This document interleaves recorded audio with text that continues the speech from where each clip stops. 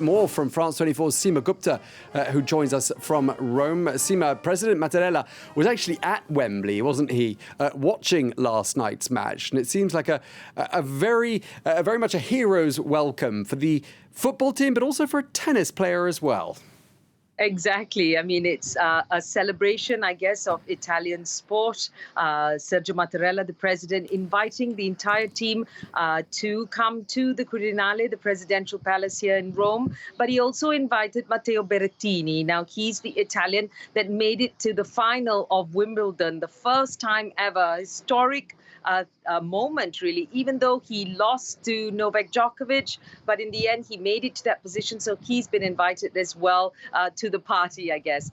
Roberto Mancini, the manager of the Italian team, also present, saying that it's an honor to be meeting the president there, an honor to be at the Quirinale for this event. They will be headed together with their medals and the trophy to the Prime Minister's office as well to meet with Mario Draghi, also to commemorate this very significant win, coming 53 years after the last time Italy won a European championship. It's also interesting to note that Pope Francis, the Vatican spokesperson, released a statement to say that he too shared the joy, not just of the national Italian team, but also of his native Argentina, because they won against Brazil in the Copa America game that also happened. And he repeated his belief of the importance of sporting values and accepting outcomes, including losses.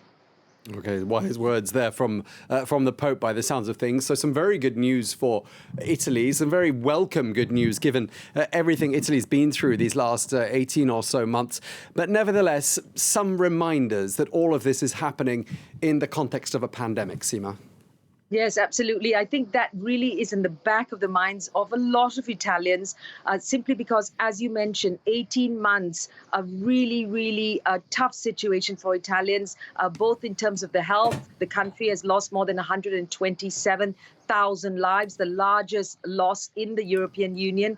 And on top of that, of course, the economic suffering for a lot of Italians. And after all this suffering, this event has really brought the country together. It's just been pure joy in the piazzas of Italy. That said, though, even before the celebrations last night, even before the game, the health minister as well as the interior minister calling on Italians to celebrate and commemorate the event wisely, simply because, as they put it, taking the football analogy, the match against the pandemic isn't quite over yet. And it was important to maintain social distancing and masks. That said, though, I have to be honest with you, Tom, I was in the center of Rome. I did see a lot of people without those masks, I guess, taken in by the moment. And of course, a huge relief about it all after all those months of lockdowns and difficult situations with the pandemic. They had that one night, and the celebrations continue today.